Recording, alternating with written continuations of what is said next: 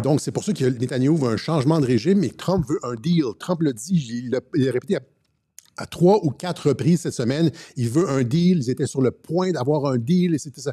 Il va pas, alors qu'il est nommé pour le prix Nobel de la paix par le Pakistan, il va pas genre tous aborder ça avec une troisième guerre mondiale, etc. Il veut le prix Nobel de la paix. Je l'ai montré à plusieurs reprises. Et donc, il fait la frappe qui enlève le casus belli à Israël et tout de suite ramène la paix à l'agenda. Je vous dis, et donc son objectif, c'est de faire un deal.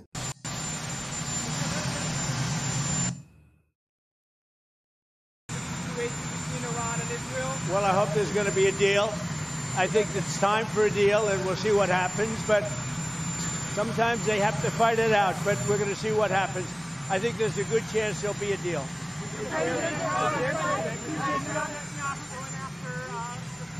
What? Donc, Trump veut une entente. Okay? Et donc, non seulement, vous voyez, vers la fin de la semaine, c'est ça, tout ce truc de changement de régime a comme perdu de la vapeur. Et il y a eu cette frappe. Et là, mais Netanyahou n'est pas content. Lui, il veut continuer les opérations, mais c'est juste plus clair exactement sur la base de quoi il veut continuer les opérations. Ça devient beaucoup plus obscur, avec beaucoup moins d'appuis internationaux. Et les États-Unis avaient beaucoup matraqué le truc. Ils ne peuvent pas avoir une bombe, ils ne peuvent pas avoir une bombe. OK, mais là, ils n'ont plus. Donc, qu'est-ce que va faire Netanyahou? OK, voilà. Donc, maintenant, tout ça semble évidemment... ici, Pete Hegseth, dans sa conférence de presse, Pete Hegseth affirme que les frappes américaines ont anéanti les ambitions nucléaires de l'Iran.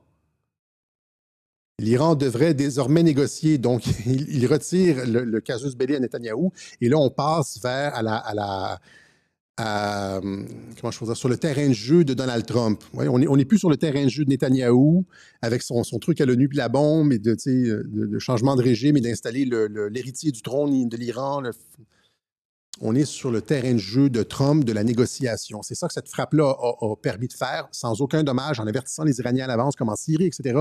Il a changé le terrain de jeu, les règles du jeu complètement. Okay? Et donc, encore une fois, les demi-portions qui disent « Ah, Trump sioniste, Trump contrôlé par Netanyahou, là, il a reçu de l'argent de l'IPAC, etc. Jared Kushner. »